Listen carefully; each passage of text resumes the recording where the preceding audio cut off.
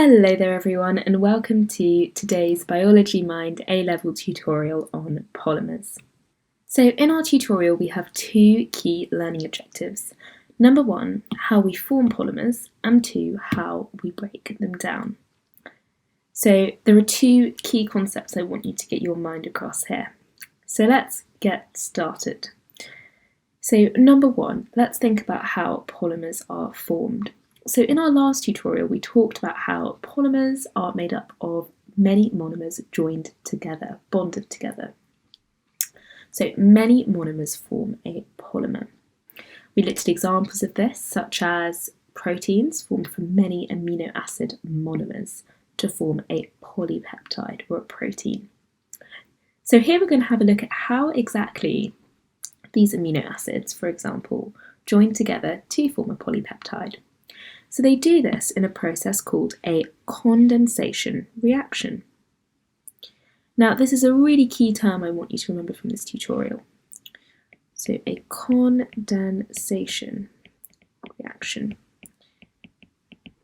And what we're doing here is we're joining together two monomers. So down here we're joining together two monomers and we're forming a bond between these monomers.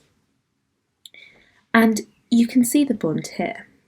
Now, how are we forming this bond?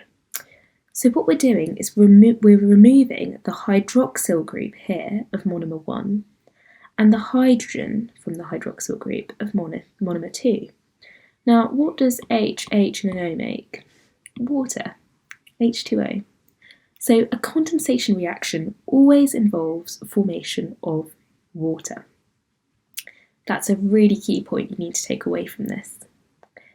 And ultimately we get a bond forming between monomer 1 and monomer 2. And note that this bond is just these groups, minus two H's and an O, so minus two hydrogens and an oxygen, or minus that water molecule, all the same thing. And we're left with this covalent bond. So this is a condensation reaction. So now let's think about how we break down polymers. We've thought about how we form them. Any guesses on how we can break them down, given that now you know how we form them?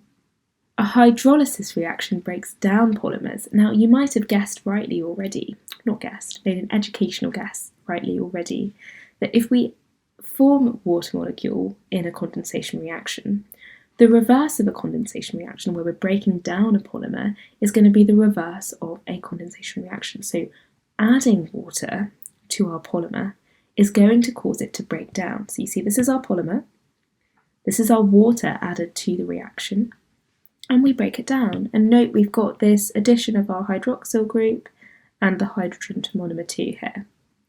So hydrolysis reactions break down polymers. So let's just do a quick comparison, just so that this is really nice and clear for you.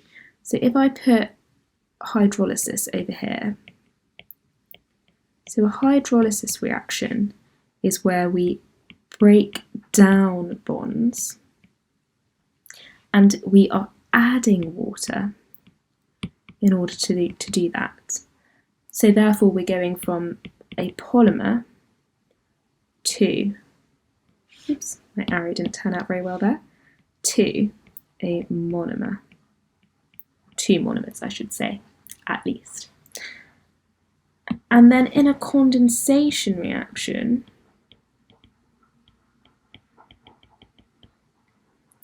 we are forming bonds. How are we doing that? We are removing water, because remember we're always producing water with these reactions. And we're therefore going from monomers to a polymer. Okay, so that's a nice little summary there for you of what a condensation reaction is versus a hydrolysis reaction, and it's really important you get your head around this because this is a really common topic that comes up in biology quite a lot. Alright, so well done for completing today's tutorial, and I will see you again for our next tutorial.